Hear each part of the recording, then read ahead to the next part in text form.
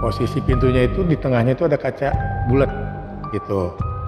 Nah, begitu si Bayu nengok ke sana, dia lihat itu ada penampakan, itu mukanya nempel di kaca, pas satu kaca bulat itu muka dia. Nah, si Bayu ini teriak, ambillah file karyawan kitchen semua. Yang ngerokok di sana 3 orang, tapi yang si Chef lihat itu 1 orang. Dan yang dilihat itu almarhum, yang saya panggil Wo ini. Hah? Yang kecelakaan itu. Ketemu sama ibu-ibu itu lagi, Bu maaf, Ibu yakin di kamar 1426? Iya Mas, saya di 1426. Mohon maaf Ibu, 1426 itu kosong, tidak ada tamu yang ngisi. Enggak Mas, saya tinggal di sini sejak tahun 1426. Duh.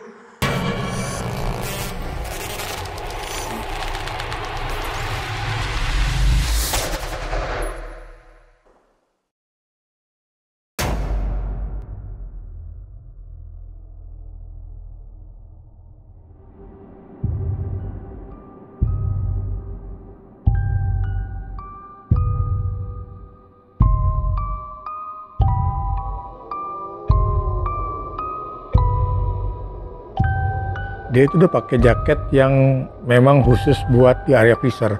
Jadi jaket-jaket yang kayak dikutub lah, tebal gitu emang kan. di set biar orang masuk tetap aman buat Aman, badan. nah pada saat dia masuk, dia lagi rapi-rapi, ada satu tray yang isinya daging full, itu lepas dari raknya. Lepas dari raknya, jatuhnya tuh otomatis miring begini kan. Nah dia kena lah di sini. Kena sudut rak Sudut itu. rak itu, sudut traynya itu kan. Karena di sini, akhirnya cerita dia mengalami sakit. Saya balik ke teman saya ini, ya kita sebut aja almarhum ini memang orangnya baik ya. Orangnya sangat baik, dia suka nolong orang. Dan dalam arti kata tuh dia punya kelebihan yang dikasih sama Allah tuh untuk bisa nolong orang. Ntar dulu dong. Ini almarhum berarti orang ini Berapa tahun kemudian dia meninggal gitu kan.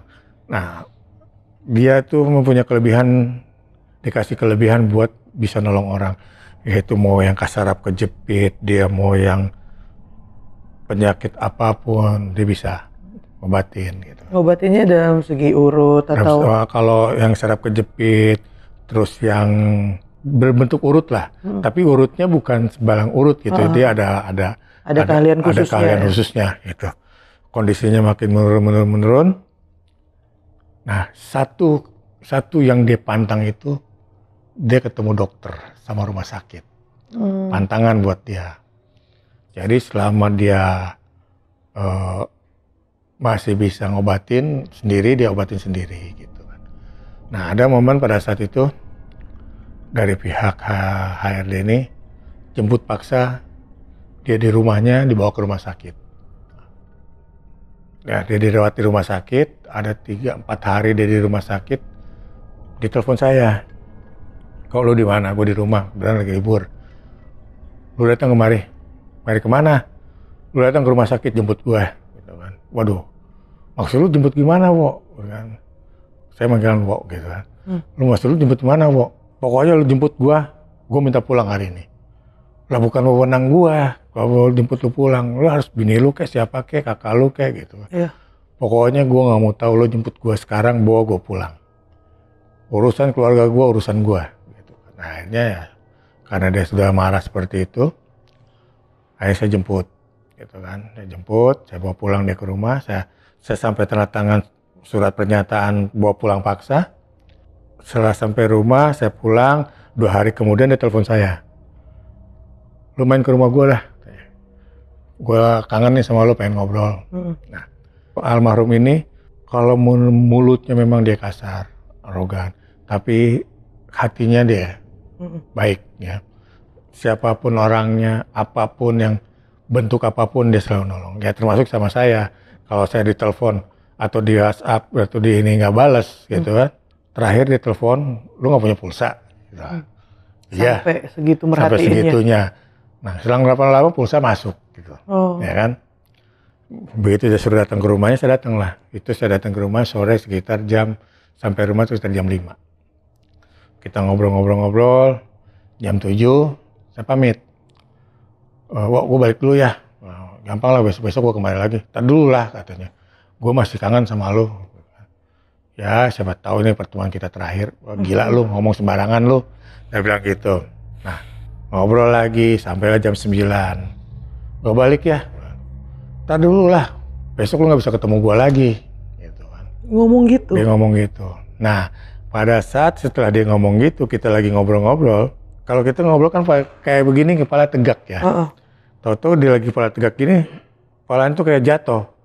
Jadi langsung ke bawah, langsung ada sekitar dada gitu kepalanya tuh. Nah kalau kita kan cuma sampai sini, nahan dia nggak sampai di sini kepalanya tuh, gitu kan. Saya bilang, wah, mesti balik ke rumah sakit, nggak perlu. Akhirnya dia pukul dadanya kiri kanan, kayak semacam totok lah, ilmu apa yang dia punya. Itu kepala dia naik lagi, nih seperti biasa. Nih kok katanya, nggak perlu rumah sakit, begini aja juga beres, dia bilang. Ya itu menurut lo, tapi menurut dokter kan beda, menurut teman-teman hotel kan beda, saya bilang gitu kan. Lo harus ke rumah sakit, lo harus ngambil tindakan, nggak perlu, percuma, dia bilang. Nggak lama lagi lah, dia bilang gitu kan. Akhirnya jam 11 saya pulang, saya dapat kabar besok paginya beliau udah koma. Udah koma, dibawa ke rumah sakit, kita pun nengok ke rumah sakit nggak bisa, selang beberapa hari meninggal. Nah, di momen inilah begitu dia meninggal, pada masa hidupnya dia suka nolong orang, suka bantu orang, siapapun itu orangnya. Ada momen yang memang kita pun nggak percaya ya. Jadi pada saat itu ada 3 kawan saya ngerokok di area Bacer. Nah kebetulan kita punya eksekutif sosep itu orang Swiss. Orang Swiss kita sebutnya si botak, ya kan? Nah kita tahu kan kalau boleh sama hal-hal begitu kurang percaya ya. Sama hal-hal mistis. Mistis ya. Nah jadi itu sekitar jam 10, entah ada angin apa dia turun. Padahal dia udah bebas tugas. Dia turun dari kamarnya, dia masuk ke Bacer, dia pergokin itu kawan saya yang ngerokok. Nah dia nggak banyak ngomong, nggak banyak apa. Begitu dia ngeliat dia langsung keluar. Nah ini cerita dari kawan saya, kita sebut aja yang memang pada saat itu dia sudah pasrah, gue dikeluarin lah gitu kan. Namanya sebut aja Jaitun. Jaitun ini cerita sama saya, wah hari terakhir gue nih kok katanya. Kenapa lu? Gue ketahuan ngerokok gitu kan. Belum tentu loh gitu kan masih ada jalurnya. Lu juga anggota serikat, belum tentu langsung keluar. Ya namanya ngerokok di area kerja mau udah pasti keluar, belum tentu, saya bilang gitu kan. Lu lapor aja serikat. Nah saya bilang, saya itu selalu bilang belum tentu sama dia. Pasti serikat bantu kok. Gak segampang itulah segampang dipecat itu ngeluarin ya. Dipecat ya kan. Tapi gue pasrah udah keluar, pasti keluar lah gue. Nah besok paginya teman saya ini laporlah ke atasan saya yang di coffee shop. Mas, gue kalau ada salah apa-apa gue minta maaf ya. Emang kenapa? Terakhir kali ini gue hari ini. Lu ngomong terakhir lu mau kemana? Enggak, gue sekalian gue mau ngomong dah, gue ketahuan ngerokok, dia bilang. Jadi karena pada saat itu dia incas di coffee shop, gitu kan. Pada saat itu dia incas di coffee shop. Nah, kan gue lapor sama lu, jadi lu jangan sampai tahu dari orang. Gue ketahuan ngerokok sama si chef. Wah gila lu tahu ngerokok di mana? Di Bacer katanya. Wah cari penyakit aja lu gitu kan. Ya sorry bos, nah, tapi gue pasrah lah. Konsekuensinya gue terima, dia bilang. Nah, gak lama GM briefing. Jadi GM dengan manajer briefing. Si chef ini lapor. Malam saya lihat katanya ada karyawan yang ngerokok di Bacer. Bos ya, kamu tahu orangnya chef? Tahu, tapi saya namanya nggak tahu. Ya udah siapa? Sebutkan namanya, orangnya tunjukin yang mana. Diambillah file karyawan kitchen semua. Yang ngerokok di sana 3 orang, tapi yang si chef lihat itu 1 orang. Dan yang dilihat itu almarhum, yang saya panggil Wo ini. Hah? Yang kecelakaan itu. Almarhum? Almarhum itu yang dilihat sama si chef. Ini yang saya lihat. Wah chef, maaf. Dia sudah almarhum.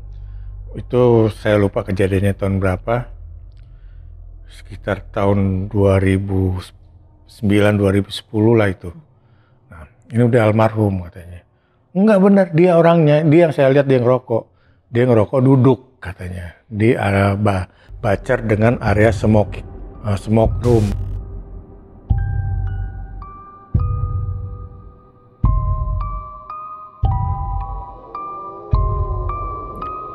Iya, Chef. Memang dulu dia karyawan kita, tapi dia sudah almarhum. Dia meninggal karena kecelakaan, terus dia sakit dan dia meninggal gitu kan. Tapi kok saya lihat dia, tetap si Chef ini ngotot. Kan? Ya udahlah Chef katanya. Kalaupun Chef berkeyakinan dia, ya sudah kita tidak bisa melakukan tindakan apa-apa karena sini sudah tidak ada. Iya.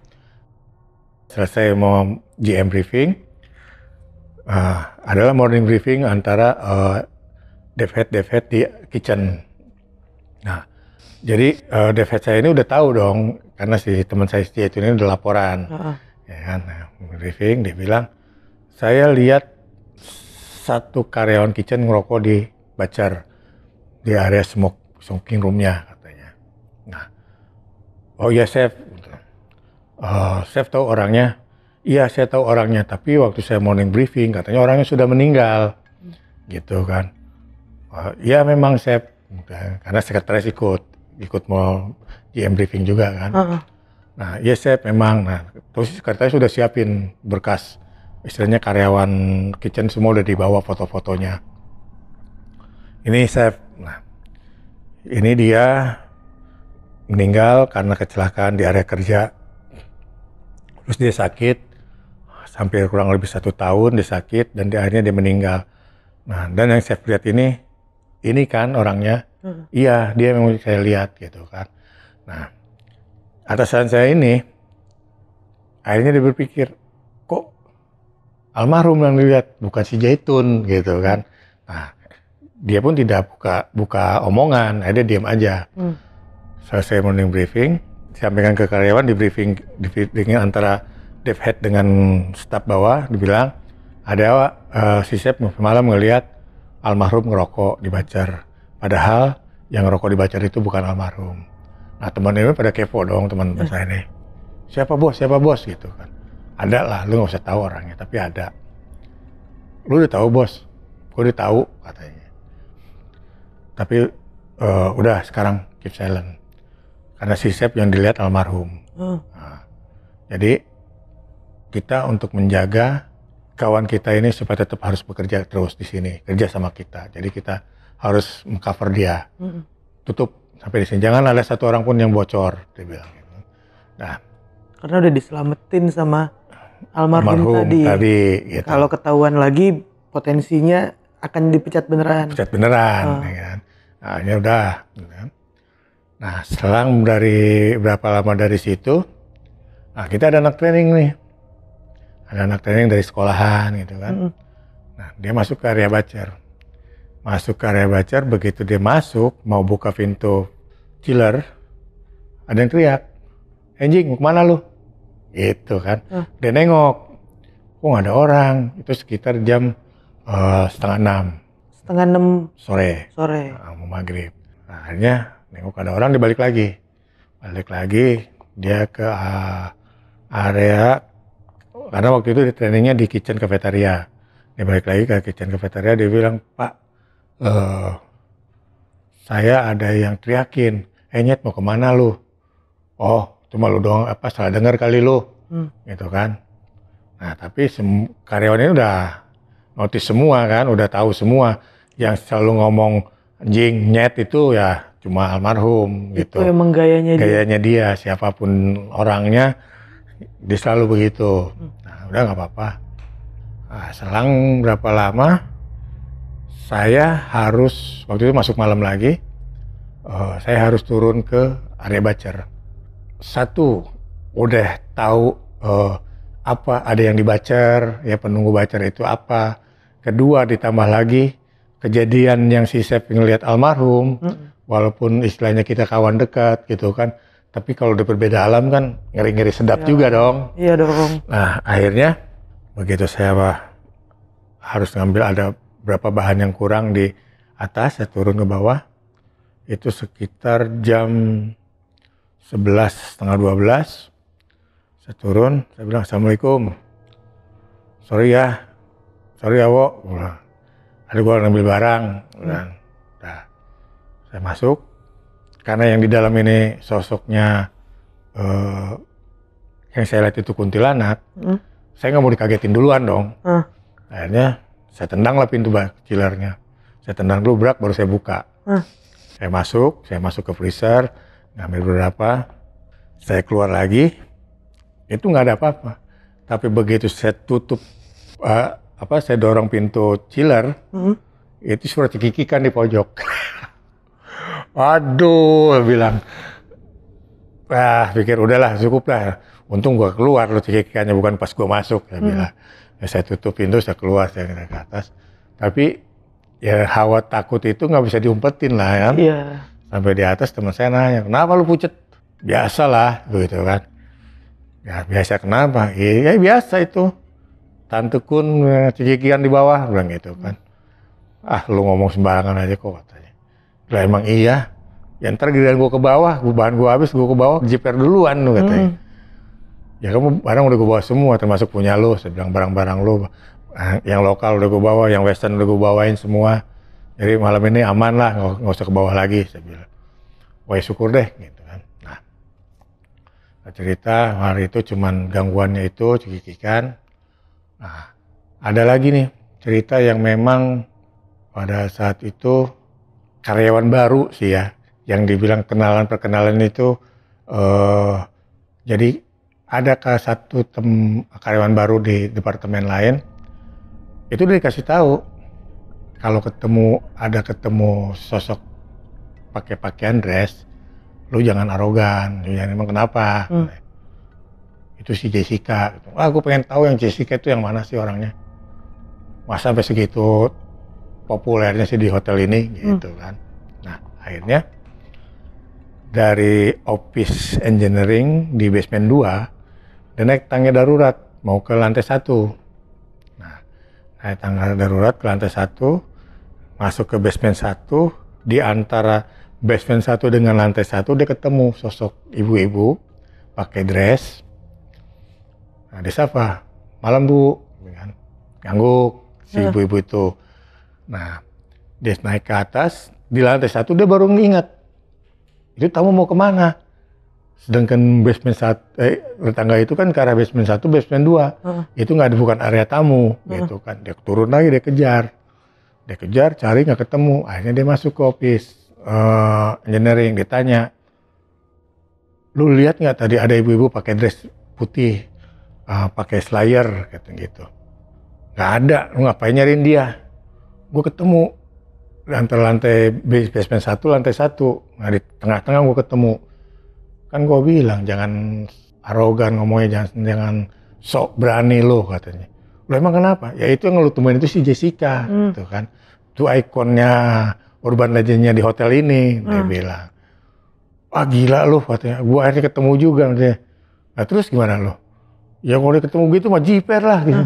Gue pikir omong kosong katanya. Nah, tapi dia ini ketemunya dalam versi orang ya? Dalam versi orang. Tapi pakaiannya itu yang memang pakaiannya itu seperti pakaian yang zaman dulu lah, gitu kan.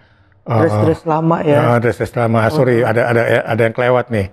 Jadi awal cerita saya tahunya Jessica itu ada anak housekeeping, dia make up di lantai 14, dia bagian tugas di lantai 14. Jadi kalau ada kamar kosong dia bagian make up kan, beres-beres ke kamar tuh kan. Nah, posisi dia itu pada saat itu ada di antara lift, gitu, di pas belokan begitu. Jadi antara koridor A sama koridor B lah kita sebut ya. Dia lagi di situ, dia dipanggil sama ibu-ibu di pas sudutan gitu.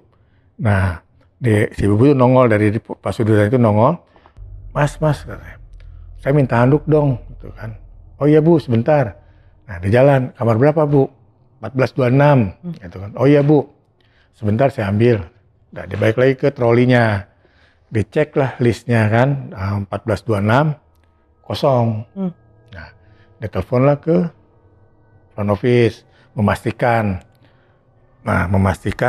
kalau 1426 itu ada tamunya apa enggak. Gitu kan. Akhirnya dijawab lah dari front office itu 1426 kosong. Nah, akhirnya si teman saya ini, housekeeping ini, balik lagi. Ketemu sama ibu-ibu itu lagi, Bu maaf, Ibu yakin di kamar 1426? Iya Mas, saya di 1426. Mohon maaf Ibu, 1426 itu kosong, tidak ada tamu yang isi. Enggak Mas, saya tinggal di sini sejak tahun 1426. Duh. Wah, disitulah teman housekeeping saya ini pingsan. Nah, akhirnya dari kejadian itu, barulah kita tuh timbul sosok yang pakai dress. Zaman jadul itu ya dinamain lah Jessica. Karena dia bilang saya tinggal di sini sejak tahun 1426. Itu. Nah, itu cerita pertama saya dengar tapi kelewat, akhirnya kita ceritain di tengah. Nah, ada lagi, ini staff steward. Jadi itu sekitar jam 8, jam 9. Yang satu staff steward, yang satu staff kitchen.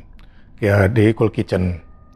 Nah, dia harus ngambil es ke lantai 14 karena mesin es di lantai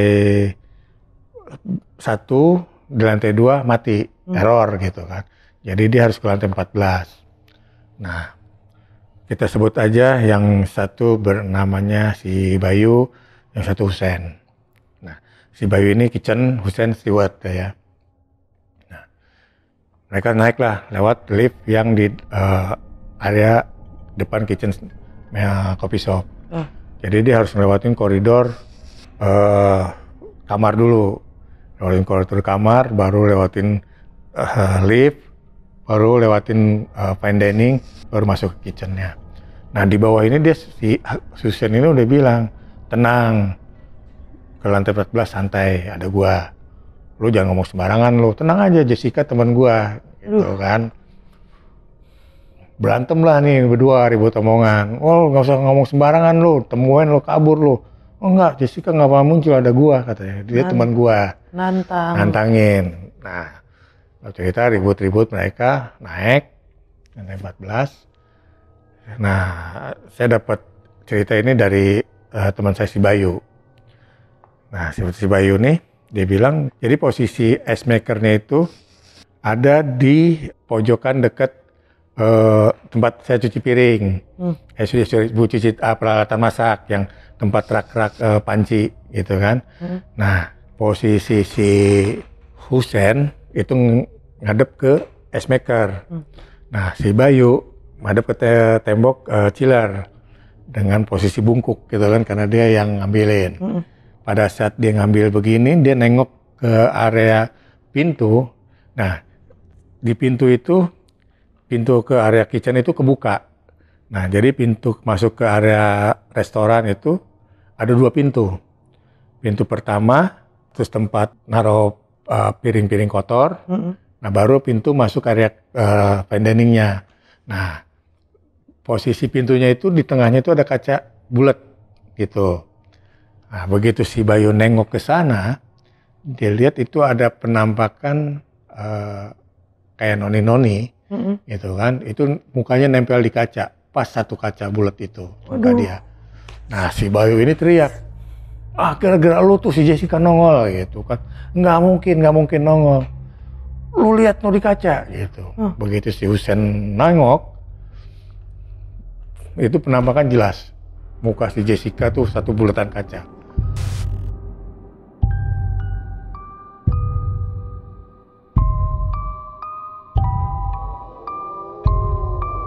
Nah, yang dibilang dari bawah, tenang si Jessica teman gua, si Husennya kabur duluan, lari ke lift. Mau nggak mau si Bayu juga ikut kabur kan. Nah, sepanjang di lift itu menurut si Bayu ini mereka udah berantem. Sampai di bawah, di kitchen coffee shop tuh, mereka ribut-ribut. Saya tanya, lu ngapain ribut berdua? Nah, ini nih, ngomong sembarangan. Ngomong Jessica teman gua, Jessica ke teman gua katanya. Begitu tongolin si Jessica dikabur duluan gitu kan. Emang nongol? Nongol kok katanya. Itu di kaca, yang di pintu kaca yang depan, yang bulatan itu mukanya full satu kaca itu nongol katanya. Nah, terus lu ke atas mau ngapain? Ya mau ngambil es. tempat esnya mana? Saya bilang gitu kan, troli esnya mana? Ya masih di atas. Ya berarti lu harus balik lagi ke atas dong, ketemu Jessica. Ah sialan lu katanya. Ya itu mah tugas Husein, harus ngambil, gue mau udah beres dah katanya. Memang sih yang perlu es nih si Bayu gitu kan. Tapi yang punya tugas harus ngambil tuh Husein gitu. Karena si Husein juga takut awalnya, tapi dia ngomong sembarangan, akhirnya diliatin lah gitu. Nah, terus ada lagi cerita yang baru kemarin saya cari informasi sama teman-teman yang masih kerja di sana. Jadi di area lobby itu tuh dibilang pada saat itu kursi yang sebelah dia duduk itu ngegeser sendiri katanya. Ngegeser sendiri sampai dia lihat lagi tuh kursi ngegeser 2 kali. Nah bawahnya itu bukan ubin atau apa, karpet. Karpetnya lumayan tebal ya lobby itu. Nah akhirnya dia nggak percaya, dia cek ke CCTV security lagi. Dan memang itu kursi bergerak sendiri. Gitu. Nah tahun 2017 saya merasa jenuh dan sudah nyaman banget kerja di sana. Akhirnya saya memutuskan ambil pensiun dini. Saya memutuskan pensiun dini, saya keluar dari hotel 2017.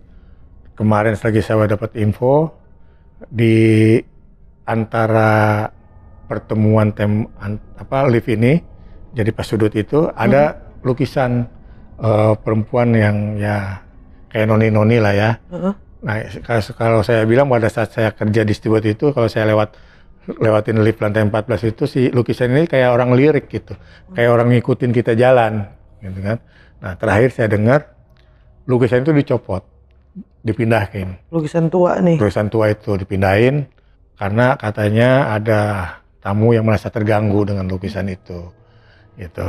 Nah, singkat cerita, saya terakhir di sana, saya sempat ngobrol-ngobrol mengenai awal sebelum hotel ini dibangun dengan teman-teman yang memang ya yang dulu jagoan situ lah, pegang parkiran situ gitu kan. Dari mulai itu jadi masih tanah kosong dibangun, orang asli sana, gitu. Yang sampai sekarang pun orangnya masih ada. Jadi kemarin saya nanya-nanya, ngobrol-ngobrol, ternyata itu bekas pemakaman umum dan ada pemakaman keluarga yang memang ada satu makam yang sudah lama banget sudah makamin situ. Gitu. Nah, itu cerita yang memang pada saat di hotel banyak kejadian yang gangguannya kalau saya shift malam itu memang banyak, tapi ya nggak mungkin lah saya ceritain berulang-ulang karena sosok penampakannya cuma itu aja. Dengan berbagai macam gangguan yang berbeda. Yang di lantai 1 yang di main kitchen itu kuntilanak. Terus kalau kawan saya ini almarhum, dia tidak mengganggu, dia cuma malah menolong kawan saya si Jaitun ini. Terus yang disosok di lantai area coffee shop ini itu memang random, ada cowok cewek gitu kan. Terus ada gangguan yang kadang-kadang benda bergerak sendiri. Yang di lantai 14 itu memang yang istilahnya urban legendnya atau memang terkenalnya si Jessica ini. Tapi yang terutama yang di area fine dining ini, saya tidak pernah ngalamin melihat penampakannya, tapi yang saya alamin itu suara rame, suara gaduh di luar pintu area fine dining ini sering saya dengar kalau pas di bulan puasa itu kan tempat kadang-kadang dijadiin sholat taraweh di situ. Nah itu kayak seperti terganggu lah ya. Nah itu rame, kadang-kadang ada suara berisik apa gitu. Nah itu kalau di sana penampakan nggak ada, cuman barang bergerak. Nah, ada satu momen saya lupa. Satu momen yang pada saat itu saya sampai nggak bisa kemana, nggak bisa berkutik lah. Dari gangguan benda-benda bergerak, dari gangguan yang bunyi-bunyi, kayak bunyi dibanting, kayak bunyi apa. Ada gangguan yang suara manggil. Mas, mas gitu kan. Makin lama nih suara makin dekat. Makin lama suara makin dekat gitu kan. Saya udah pindah tempat. Dari ngumpet di area pantry, saya pindah ke chiller, saya pindah ke office, kitchennya, itu panggilan terus. Nah di situ saya bingung harus kemana. Takutnya saya lari ke lift itu juga ada gitu kan. Saya beranikan untuk turun ke bawah. Akhirnya panggilan makin dekat, saya lari ke lift, saya turun ke bawah. Itu kejadian yang memang istilahnya gangguan yang lebih dari gangguan yang lain gitu. Kalau sebelumnya ini kejadian ini lupa tadi saya ceritain di tengah. Dari kejadian ini yang awalnya cuman suara benda dibanting, suara benda digeser. Nah ini ada suara benda digeser, ada suara panggilan juga. Nah, itu momen yang memang saya ngerasain keberanian sudah sampai titik nol. Itu benar-benar. Itu udah habis, keberanian saya udah habis gitu. Karena kejadian ini pun ya Om Eko mau lari kemana pun itu suara nggak hilang kedengeran. Masuk ke chiller yang istilahnya udah kedap suara ya, itu kedengeran jelas. Dibanding dengan sosok lah yang sebelumnya dengan pergerakan benda gitu. Yang apron jatuh lah apalah. Ini pindah itu kita masih bisa selesai kabur kan? Kabur selesai. Kalau ini kita pindah tempat, ngumpet di sini masih kedengeran, ngumpet ini masih kedengeran. Nah yang saya takutkan itu saya lari ke lift, taunya suaranya dari lift, dari area lift gitu kan. Tapi makin dekat si suara itu dari area fine dining gitu kan. Akhirnya saya mulai udahlah kabur lah. Ya, saya kabur lewat lift karyawan gitu kan yang biasa karyawan masuk entran gitu kan. Nah saya keluar lewat situ, turun di bawah, itu muka teman-teman saya bilang itu muka udah bukan pucet lagi, udah kayak kapas katanya. Nah jadi ada momen itu yang paling bikin saya memang sampai keberanian tuh di titik nol tuh ya di momen itu. Gitu. Nah di 2017 bulan 10 saya resign. Dapatlah informasi kemarin tuh sebelum saya kemari saya cari informasi lagi apakah ada berita terbaru, apakah ada kejadian terbaru. Ya kejadiannya itu ya satu kursi bergerak sendiri, terus lukisan yang di lantai 14 itu diturunkan dan tempat naruh lukisan itu katanya sering berisik, gitu banyak gangguan gitu. Lukisan ini pindahin ke lantai 1. Oh ke lantai 1.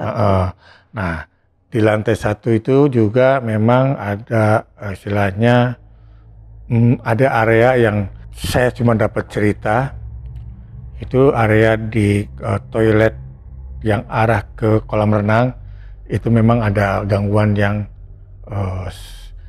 area si Jessica itu mondar mandirnya. Jadi kalau dia itu lantai 14, 16 sampai ke basement 2 pun dia itu mobile. Oh, jadi Jessica ini kalau muncul bukan sekedar 14 doang. Bukan 14 doang. Bukan sekedar di bawah doang, tapi emang sering banget dilihat di seluruh area hotel. Nah 14 ini memang istilahnya base campnya dia lah ya. Karena dia bilang saya tinggal di sini sejak tahun 1426. Sesuai tahunnya, sesuai lantainya, dan ada pula kamarnya. Nomor kamarnya sampai 26. 1426 ada. Itu singkat cerita yang pengalaman di hotel. Itu yang memang sampai seluruh karyawan tahu dan seluruh karyawan merasa takjub dan merasa percaya gitu ya. Ya sosok almarhum ini dari semasa hidupnya suka nolong orang.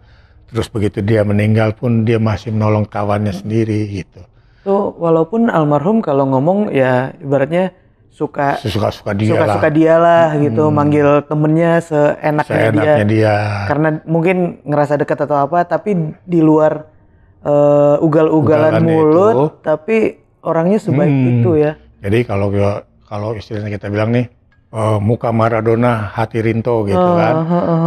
Mukanya arogan ya kan. Bengis di lapangan kalau Maradona kan. Hatinya Rinto ya itu nggak tegaan sama orang. Ya sampai ya merhatiin temennya sebenarnya ya. Sama saya bilang juga kalau saya nggak balas SMS-nya. Nggak lama dia telepon, dia tanya pulsa, lu nggak punya pulsa. Selang nggak berapa lama pulsa masuk. Gitu. Dan suka emang bisa bantuin. Bisa bantu orang punya.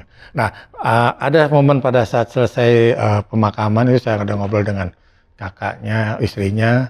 Jadi pada proses pengobatannya itu kalau ada kan orang pengobatan itu dipindahkan kayak ke hewan ke apa. Jadi kalau dia itu pengobatan ya memang resikonya ya badan dia yang nanggung gitu. Itu menurut cerita dari kakaknya, istrinya itu gitu. Jadi kalau dia ngobatin orang, larinya ke badan dia? Ke badan dia. Apapun itu penyakitnya gitu. Dan dikumpulin semuanya? Dikumpulin semua. Saya pernah juga minta tolong sama almarhum ini untuk ngobatin bapak mertua. Tapi pas saat dipijit, padahal pijitnya cuma dipegang begitu aja. Tapi bapak mertua saya itu udah kelojotan gitu kan. Akhirnya, gimana kalau gue pijit lo? Lah, emang bisa dipijit gue tapi efeknya ke mertua, bilang gitu kan. Ya lo lihat aja nanti gitu kan. Ya betul, saya yang kelojotan, yang sembuh mertua saya. Bisa segitu bisa juga? Bisa segitunya. Gitu. Ini walau alam ya, tapi memang kejadian itu saya alamin. Itu yang terjadi? Itu yang terjadi. Dan almarhum ini meninggal kira-kira di umur berapa dong? Udah? Mungkin pada saat itu dia meninggal sekitar umur ada 48-50-an lah. Ini di pertengahan tahun antara Om kerja atau udah di akhir-akhir? Di 2010-an lah, 2010-an. Oh, 2010-an dia meninggalnya. Ya.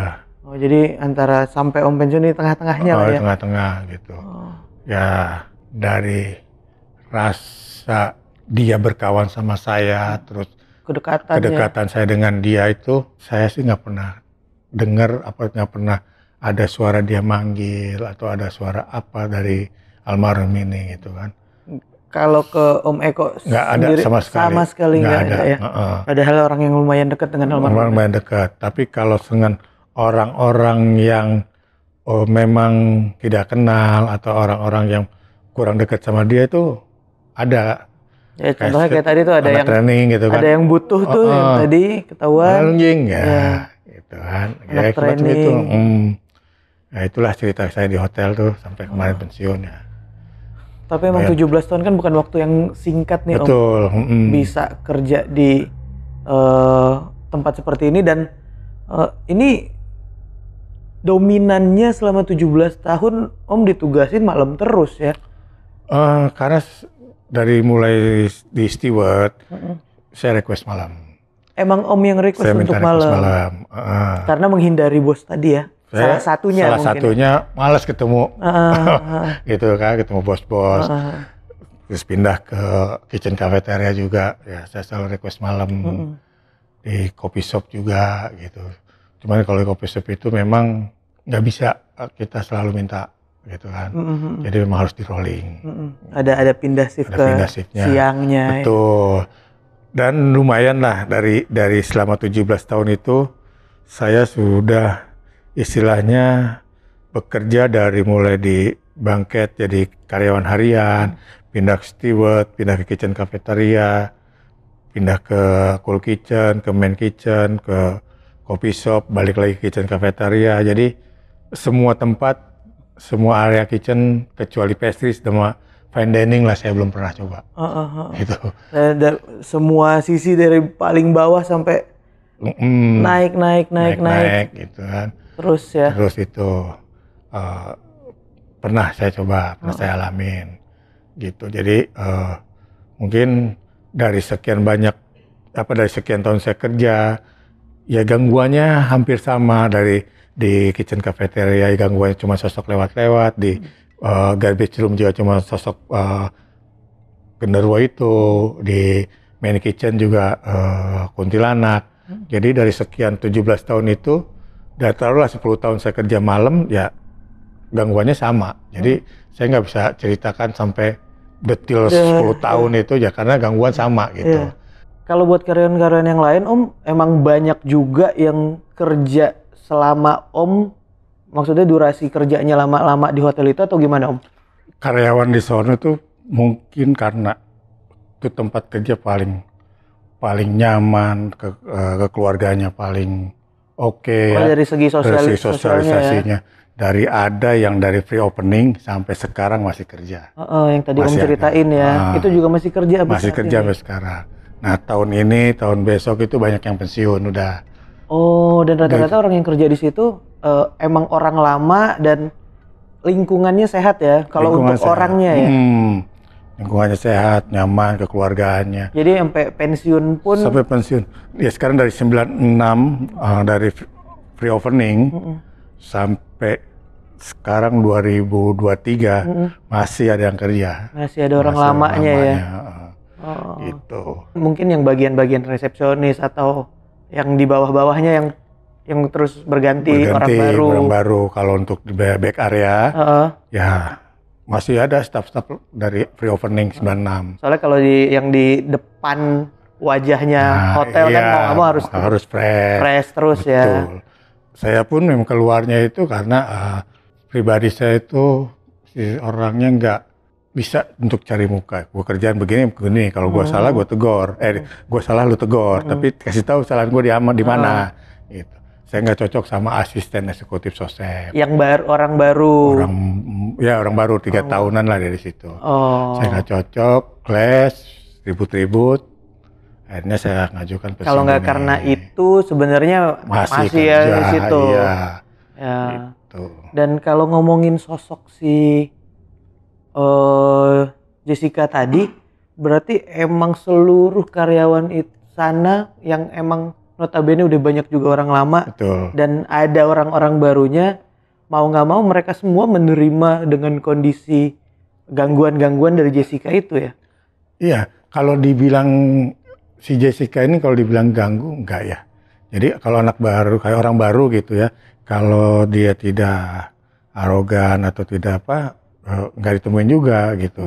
Ya, kalau pas saya ketemu itu memang papasan aja, enggak ada istilahnya, enggak ada hawa menakutkan, cuma merinding ada ya, namanya istilahnya kita berpapasan dengan orang yang bukan orang gitu. Merinding tuh ada, tapi rasa takut nggak ada, gitu. Kalau menurut Om dari area-area yang ada di hotel ini, apakah suasananya emang itu membawa ke hawa-hawa yang kadang nyeremin atau kalau dari gedungnya sendiri emang bentuknya serem atau enggak? Kalau menurut Om? Kalau gedungnya bentuknya nggak serem. Modern. Ya, modern, gitu.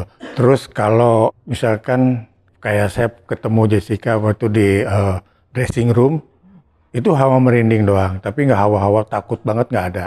Nah, beda halnya lagi dengan kayak di lantai 14 yang area kitchen fine dining-nya, terus di lantai 2 di area kitchen Chinese-nya, itu hawanya luar biasa, beda lah. Soalnya kalau ngomongin lantai 14 kan jarang nih ada lantai dengan angka 4. Jarang memang. Ya. Di situ yang nggak ada 13. Memang. Di situ yang nggak ada 14 ada. Kalau lantai 4 juga ada? Lantai 4 ada. Oke. Soalnya kadang jarang juga tuh ada lantai dengan angka segitu. Pengetahuan saya tuh memang masing-masing orang tuh punya kepercayaan ya di angka gitu. Kayak mungkin yang owner yang di tempat saya kerja ini, dia berpikir ke-13 itu angka sialnya dia. 4 gak masalah ya? 14 gak masalah. Ada pula orang yang mungkin angka 4 itu angka sialnya dia. Jadi itu yang dihilangkan. Itu yang dihilangkan gitu. Balik lagi ke kepercayaan sebenarnya kalau itu ya. Ini kalau ngomongin almarhum juga nih Om, yang tadi diceritain. Almarhum ini berarti beberapa kali muncul, beberapa kali nolongin orang itu emang karena ada sesuatu yang orang yang berani minta tolong, dia suka nolong orang dan di saat orang butuh pertolongan ya. Setelah itu nggak ada. Jadi memang dari semasa hidupnya dia itu orang minta tolong atau orang yang memang harus ditolong itu dia memang istilahnya tanpa pamrih ya. Kalau perlu gue tolong lah gitu kan.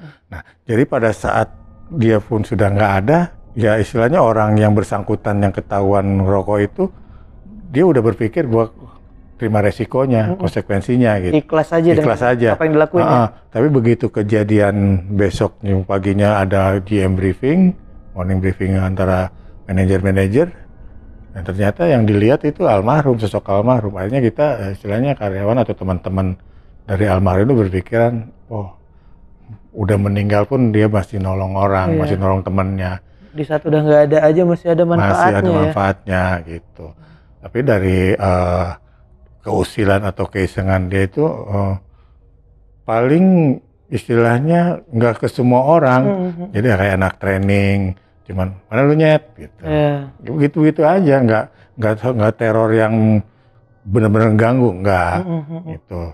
Tapi kalau sosok-sosok yang memang dari sebelum, kemungkinan dari sebelum hotel itu berdiri memang sudah ada di situ, ya itu menempati istilahnya area masing-masing gitu. Ya.